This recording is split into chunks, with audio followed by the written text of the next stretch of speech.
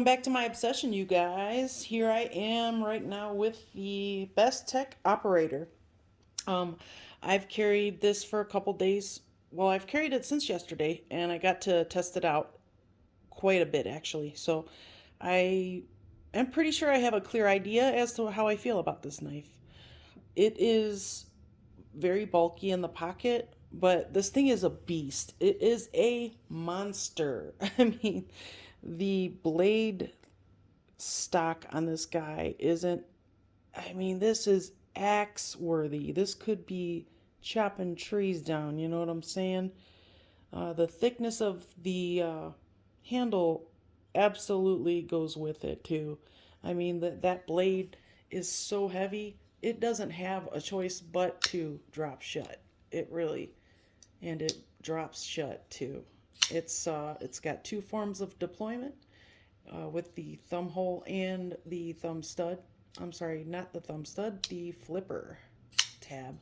It has a pretty amazing sharp angled Warncliffe blade it's very good for me in my everyday life and for me at my job. This blade shape it's actually very convenient for me to use on a daily basis.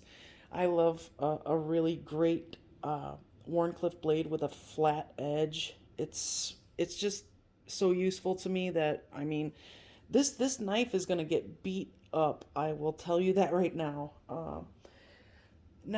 The cutting edge on this one surprised me. I thought it was going to be a little bit shorter than it seems, but it's just as long as it seems. And just the blade edge is a good 3.5 inches. So let's see here. Yeah. Yep. The point hits that 3.5 inch mark right there. So, um, yeah, I guess I could not do it upside down. Oh, actually, no, it doesn't. I lied. I'm sorry. Or wait. Oh, no, it's 3.25 inch. Oh my God. I'm a fool, you guys. I'm sorry. But yeah, 3.25 inches, and which is plenty of blade. I can get away with even less than that, to be quite honest with you. I can get away with under 3 inches easily. However, that's no fun. When you have a beast in your hand, you want to beat it up and you want to do things with it. You want to cut things. You want to destroy things. And that's what I do with this knife. I've destroyed a few things, let's just say. I'm going to test it out on some cardboard right now. This one surprised me. It didn't come as sharp as Bestechs usually come for me, but it could also be because this one is the type of knife that you need to cut. You need to have a downward motion and the momentum or the power cut. The where the power is coming from your arm in a downward motion. So it is very good for these types of cuts, utility types of cuts. And this isn't, I mean, it cuts paper, but oh, I gotta wipe the stickiness off real quick. Let's see here. Let's try it again.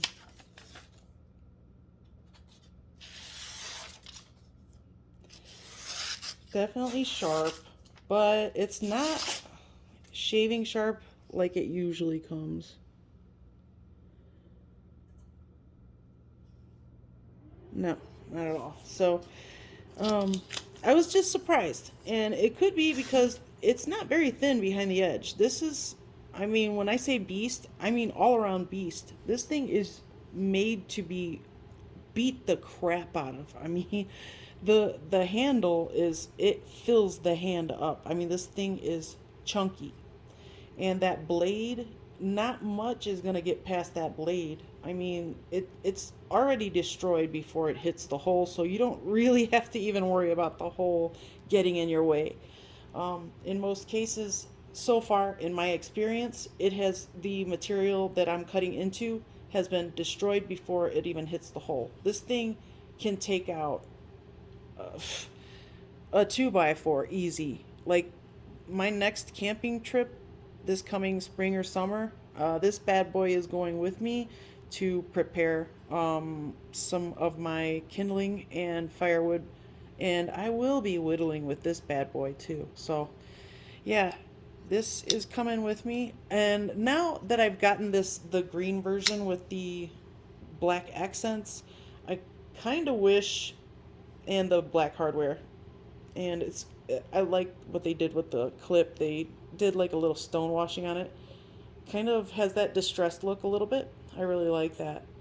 See, now they did it the right way. The clip is inset into the G10, but they put dome screws in. So it's like one company will put the clip on top of the G10 and put flat screws in, and then the next company will put uh, dome screws in a clip that's completely flush with the scale. I don't get it. Don't ask me, you guys. I can't explain it. So, but this clip, nothing gets bunched up there. It works very well. I haven't had any issues with it whatsoever with the dome screws. They don't bother me. So, it came perfectly centered. The There's a lot of access to the hole. It has great thumb flipper access. The I love the liners. They're black stone washed liners.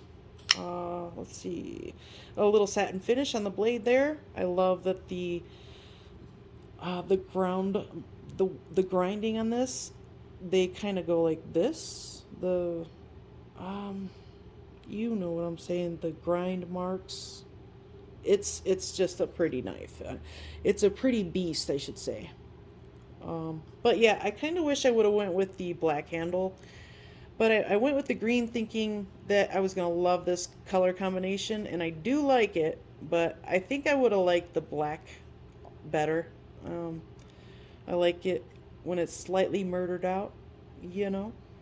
But yeah, it's got the black G10 backspacer, the black clip, all the hardware, and they are, oh, I believe I was wrong. I thought that the body screws were T8s, but they are T6s. Now, with a knife of this caliber, I guess you could say, I would prefer much larger Torx screws because I'm gonna need to put this thing together nice and tight, and I use blue Loctite, thankfully, because you can actually remove your screws. I mean, the pivot is T8, and that is the most important, but if you're taking your knife apart, you're gonna need the body screws removed, which in turn makes you strip out 2 or 3 bits trying to get through a T6. And so, I don't know. I mean, companies, they know. I know they know. They're perfectly aware that we all want larger Torx screws in the body, even in the clip. But the clip is that's not that important. But when you build a knife that is born to beat the crap out of things and destroy things, put a bigger screw in it, for God's sake. Put a T10 in the pivot and T8s in the body if you must do it that way. If you must have one larger than the rest. Otherwise, just put T8s all around. I mean, we're not asking for much. By this time in the game, the knife companies know. And so it's actually aggravating. It's just aggravating. They know everybody wants a bigger screw in the body. That sounded really weird, but we want bigger Torx screws, damn it. Now, this one is not left hand carry, unfortunately. It doesn't have a spot for left hand carry. But the liner lock has great access, very easy to get to that, and it's very easy to disengage. There's not a lot of problem with that at all. It's really nice, and there is some internal milling, so which is good because this thing is relatively heavy. I would like to actually weigh it. Hold on. Let's see. Yeah, 5.64 ounces. Oh, sorry, 5.68 ounces. So, yeah, that's a very uh, heavy use knife. This thing, I think this thing could actually possibly contend with a couple of cold steels. It's so massive. Anyway, I really have enjoyed using it for the past couple of days. Well, just a little yesterday, but I put it through the bigger test today. It's been a great little knife. Well, it's not little by any means. The thing's little over 8 inches, I believe. So I definitely recommend the operator.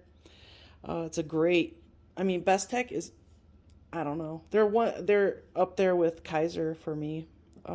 I definitely love Bestech. I love their hard use folders, and I love their designer type folders that are they're still they have some that are still in the budget range that are absolutely gorgeous. I mean, my Ascot, I know I talk about it a lot, but man, is that thing gorgeous. And it's completely functional and beautiful. So that's what I love about Best Tech is they can hit so many boxes. They check off a lot of boxes when they're building knives, and I think they do very well. Yeah, it's just the T8s. Let's see more T8s as for body screws. Hopefully, the knife companies will start listening to everybody very soon. I will be so excited when we no longer have to deal with T6s. On that note, I hope you made it to the end. We're going on 12 minutes here. I'm just going to say, I will see you soon.